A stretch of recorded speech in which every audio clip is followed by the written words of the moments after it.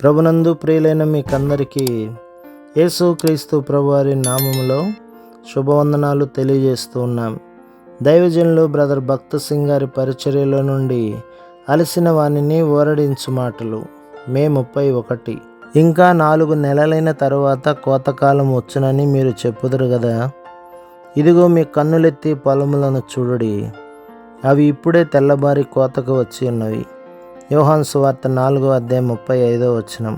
ప్రభువైన యేసు క్రీస్తును సమరయ స్త్రీ తెలుసుకొనుట ద్వారా సమరయలో గొప్ప కోత, జన సమూహములు రక్షింపబడునని ఆయన చూడగలిగెను. ఆయన కన్నులు సమస్తమును చూడగలుగును. ఆయన మన సృష్టికర్త, మన సమస్తమును ఎరిగినవాడు. ఆయన సర్వశక్తిమంతుడు. తన గొప్ప ప్రేమతో మనలను ఆహ్వానించుచున్నాడు. నీవు రక్షించబడినచో ఆయన నీ ద్వారా అనేకులను రక్షించగోరుచున్నాడు. ఆ విధముగా నీవు దేవుని జత పని వాడవు కాగలవు.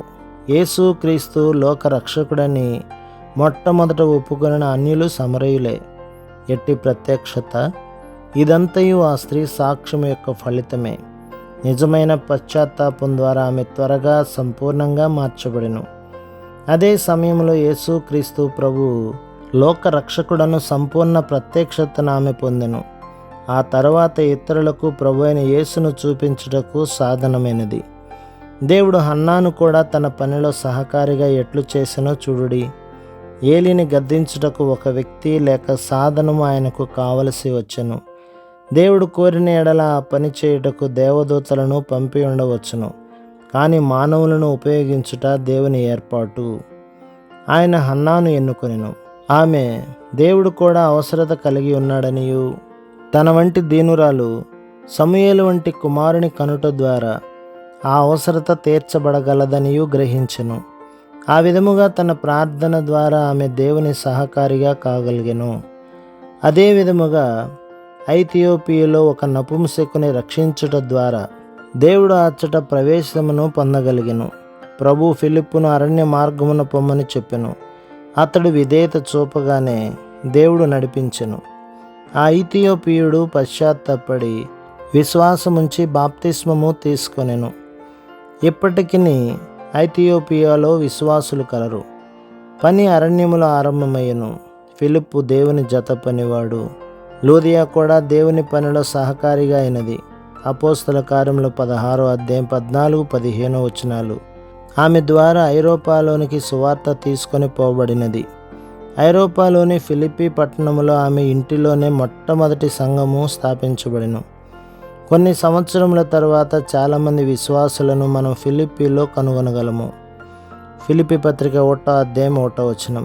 అంతేగాక స్వల్పకాలములోనే వారు పెద్దలు పరిచారకులను కలిగి ఉండిరి, మరియు వారు దేవుని పనికి ఔదార్యముగా ఇచ్చుటకు నేర్చుకొనిరి.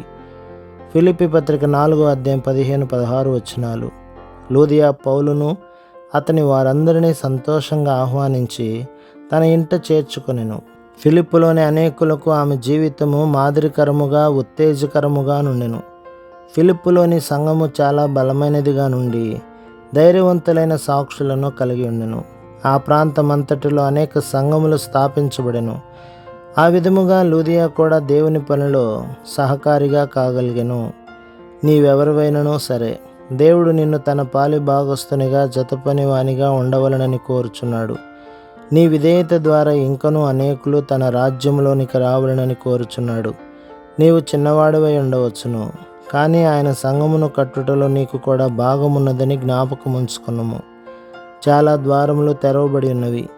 ఎన్ని బలహీనతలున్నను మనము విధేయత చూపుటకు ఇష్టపడి పరలోక దర్శనమునకు నమ్మకముగా నున్నచో దేవుడు మనలనందరినీ ఉపయోగించుకొనగలడు. ప్రభు మిమ్మును, మీ కుటుంబమును, మీ సంఘమును దీవించి ఆశీర్వదించునుగాక. ఆమేన్.